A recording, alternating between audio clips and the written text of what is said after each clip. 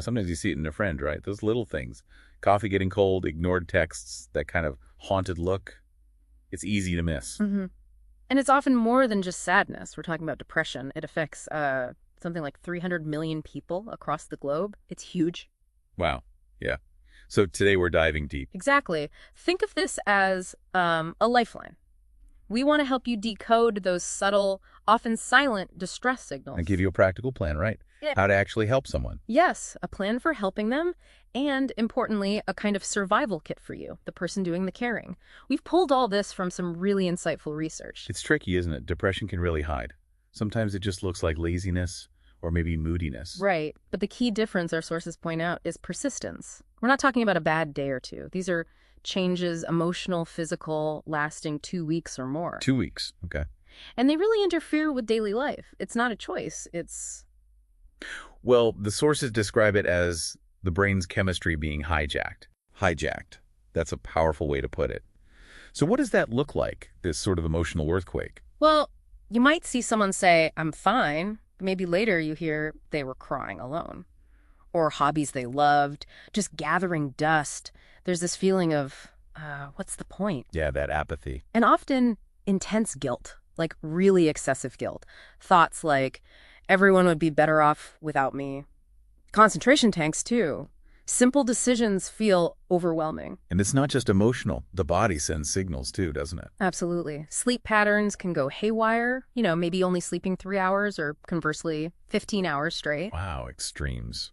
And eating habits often change drastically. Forgetting to eat or maybe secret binge eating, plus that constant bone-deep fatigue like trying to move through wet cement, even if they technically slept. Okay, so those are the ongoing signs. But when does it become an emergency? What are the absolute red flags? Immediate action flags, any talk of death or suicide, even things that sound vague like, I just want out, or it would be better if I wasn't here. So take any mention seriously. Any mention.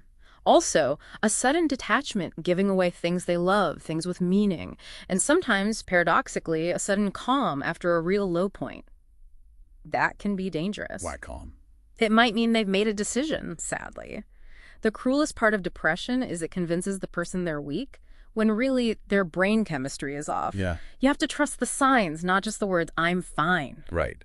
Okay, so we see the signs, maybe even the red flags. What's the battle plan? How do we actually help? Let's start with breaking through that isolation. Yeah, that's vital. Don't use platitudes like, but you have so much to live for, that often feels dismissive. So what do you say? Something simple, direct. I see you're fighting something hard. I'm here. I'm not going anywhere. Even sending like a funny meme with no reply needed keeps connection open without pressure. Connection without pressure. I like that. What about treatment? That seems like a huge barrier. It is. Gently suggesting seeing a doctor or therapist is key. Offer concrete help. Like, hey, maybe we could look up one therapist online together. Or offering practical things like getting a weekly pill organizer if they start meds. Little practical steps. Yes. And be their anchor, not their fixer. You can't make them better, but you can listen, validate their pain. That sounds incredibly hard. I'm here with you. But not just agreeing with the hopelessness. Right. Exactly. You validate the feeling, but gently counter the depressed thought. I know it feels like this will never end, but depression is a liar. Healing is possible. And sometimes it's about those really small things, those micro rescues. Oh, absolutely. Tiny, tangible offers. Can I just sit with you while you grab a bite? Or even, I'm heading to the store, need anything? Your favorite snacks. Small gestures matter immensely. Okay, but what if? What if they do mention suicide directly? Critical moment. You have to ask directly. Are you thinking about hurting yourself? Do you have a plan? Don't be afraid to ask. Okay. Ask directly. Yeah. Then what? If they have a therapist, call them immediately. If there's immediate danger, call emergency services or a crisis line like 988 in the U.S.